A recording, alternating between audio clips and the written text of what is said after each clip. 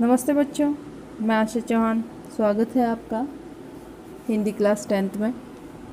बच्चों, अभी तक अपन ने पढ़ा आपकी पाठ्य पुस्तक क्षितिज से नौबत खाने में इबादत, यतीन्द्र मिश्र द्वारा लिखित। पाठ में अब तक अपन ने पढ़ा कि काशी में कैसे विभिन्नताओं में एकताएं हैं, वो संस्कृति का मिला जुला रूप है। चलो पढ़ते हैं आगे। अक्सर समारोह और उत्सवों में दुनिया कहती है ये बिस्मिल्लाह खां है। बिस्मिल्लाह खां मतलब बिस्मिल्लाह खां की शहनाई। शहनाई का तात्पर्य बिस्मिल्लाह खां का हाथ, और हाथ से आशय इतना भर कि बिस्मिल्लाह खां की फूंक और शहनाई की जादुई आवाज़ का असर हमारे सर चढ़कर बोलने लगता है। शहनाई में सरगम भरा है।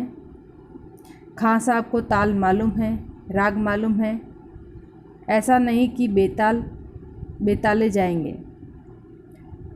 शहनाई में 7 सुर लेकर निकल पड़े। शहनाई में परवरदिगार गंगा मैया उस्ताद की नसीहत लेकर उतर पड़े।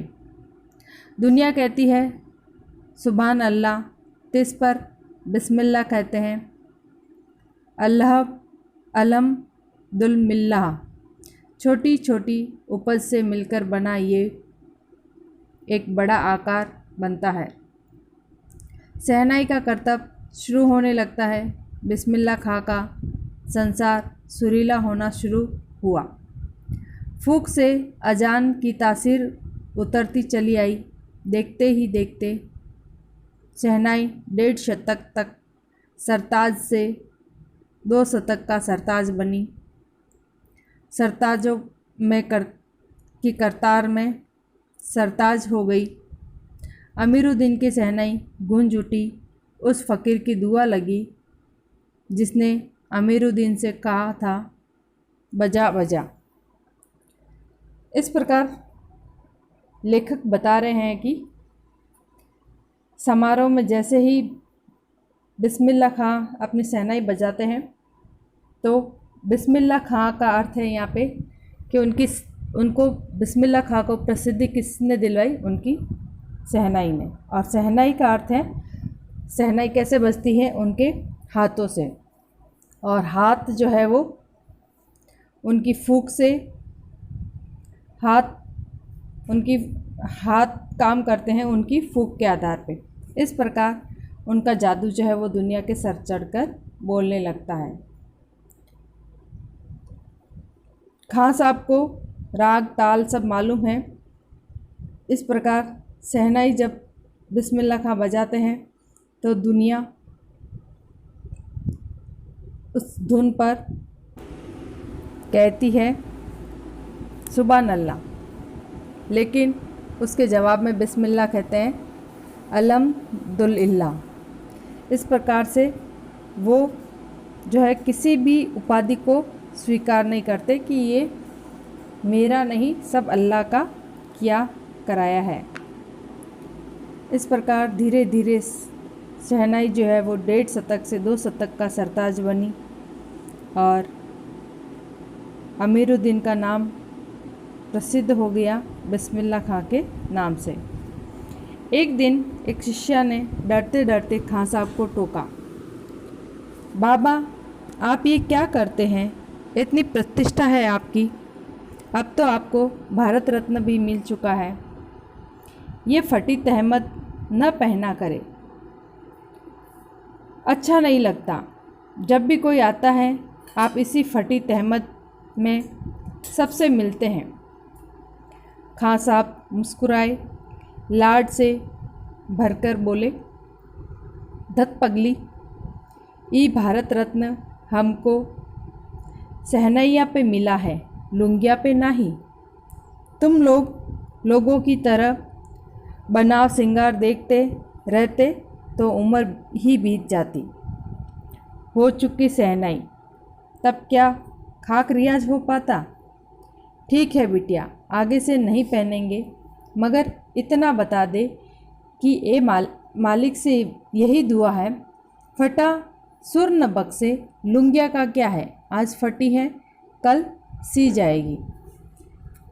यहाँ पे लेखक बता रहे हैं कि एक शिष्य ने उनको टोका कि आप ये फटी हुई तहमल पहन करके मत पहना कीजिए, और जब भी कोई मिलने आता है तब भी आप इसी फटी तहमल में उनसे मिलते हैं। अब तो आपको भारत रत्न भी मिल चुका है, इतनी प्रसिद्धि भी मिल चुकी है, अर्थात ये तहमल फटे कपड़े जो है वो पहनना छोड़ दें। तब खान साहब मुस्कुरा कर कहते हैं कि ये भारत रत्न हमको शहनाई पे मिला है, न कि तहमल पे। इस प्रकार आगे कहते हैं कि अल्लाह से यही दुआ है कि मुझे फटा सुर न बख्शे, फटी लुंगिया का क्या है, आज फट गई है तो कल सी भी जा सकती है। सन 2000 की बात है। पक्का महाल काशी विश्वनाथ से लगा हुआ अधिकतम इलाका से मलाई बर्फ़ी बेचने वाले जा चुके हैं। खां साहब को इसकी कमी खलती है। अब देसी घी में वह बात कहाँ वह कचौड़ी जलेबी। खां साहब को बड़ी शिद्दत से कमी खलती है। अब संगीतियों के लिए गायकों के मन में वह आदर नहीं रहा। खां साहब अफसोस जताते हैं, अब घंटों रियाज को कौन पूछता है। हैरान है बिस्मिल्लाह खां, कहाँ है कजरी चैती और अदब का ज़माना। यहाँ पे लेखक बता रहे हैं कि खां साहब को दुख है कि उनके बचपन वाला ज़माना अब नहीं रहा, न वो मलाई बर्फ़ी वाले रहे, ना ही देसी घी वाली कचौड़ी। इन सब की कमी जो है वो खां साहब को बहुत ही खलती है, और साथ ही साथ ये भी खलता है कि ना ही इतने घंटों के रियाज को कोई पूछता है। आज के ज़माने में वो कलाकारों का वो आदर भी जो है वो कम हो गया है। सचमुच हैरान करती हैं काशी पक्का महल से कि जैसे मलाई बर्फ़ी गया, संगीत साहित्य अदब की बहुत सारी परंपराएं लुप्त हो गई। एक सच्चे सुर साधक और सामाजिक की भांति बिस्मिल्लाह खां को इन सब की कमी खलती है। काशी में जिस तरह बाबा विश्वनाथ और बिस्मिल्लाह खां एक दूसरे के पूरक हैं, उसी तरह मुहर्रम ताजिया, होली अबीर, गुलाल की गंगा जमुनी संस्कृति भी एक दूसरे के पूरक रहे हैं। अभी जल्दी ही बहुत कुछ इतिहास बन चुका है, अभी आगे बहुत कुछ इतिहास बन जाएगा। फिर भी कुछ बचा है जो सिर्फ काशी में है। काशी आज भी संगीत के स्वर पर जगती है और उसी की थापों पर सोती है। काशी में मरण भी मंगल माना जाता है। काशी आनंद कानन है। सबसे बड़ी बात है कि काशी के पास उस्ताद बिस्मिल्लाह खां जैसा लय और सुर की तमीज़ सिखाने वाला नायाब हीरा है, जो हमेशा से दो कौमों को एक करने होने और आपस में भाईचारे के साथ रहने की प्रेरणा देता है। यहाँ पे लेखक बता रहे हैं कि काशी में वर्तमान समय में बहुत कुछ बदल गया है, फिर भी यहाँ पे अभी भी कुछ प्रतीक ऐसे हैं जो संस्कृतियों के मिले जुले रूप में देखने को मिलते हैं। गंगा जमुनी की संस्कृति है, ताजिया मुहर्रम है, होली अबीर है, इस प्रकार। और सबसे बड़ी बात बिस्मिल्लाह खां है, जो आज भी दो कौमों को आपस में भाईचारे के साथ में रहने की प्रेरणा देता है। भारत रत्न से लेकर इस देश के ढेरों विश्वविद्यालयों की मानक उपाधि से अलंकृत व संगीत नाटक अकादमी पुरस्कार एवं पद्म विभूषण जैसे सम्मानों से नहीं, बल्कि अपनी अजेय संगीत यात्रा के लिए बिस्मिल्लाह खां साहब भविष्य में हमेशा संगीत के नायक बने रहेंगे।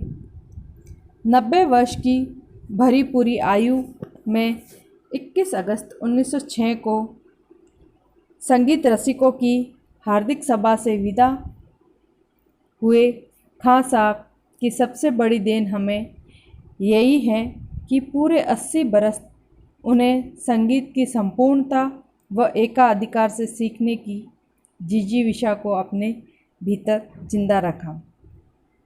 यहाँ पे कहते हैं कि उनको इतने पुरस्कार अलंकृत मिलने के बाद भी उन्होंने अपनी पूरी उम्र संगीत को सीखने में और उस पर एकाधिकार रखने की जिजीविषा को अपने भीतर जिंदा रखा। इस प्रकार बिस्मिल्लाह खां 90 वर्ष की आयु में 21 अगस्त 2006 को इस संसार से विदा ली। ठीक है बच्चों, आज के लिए इतना ही, मिलते हैं आगे। ओके।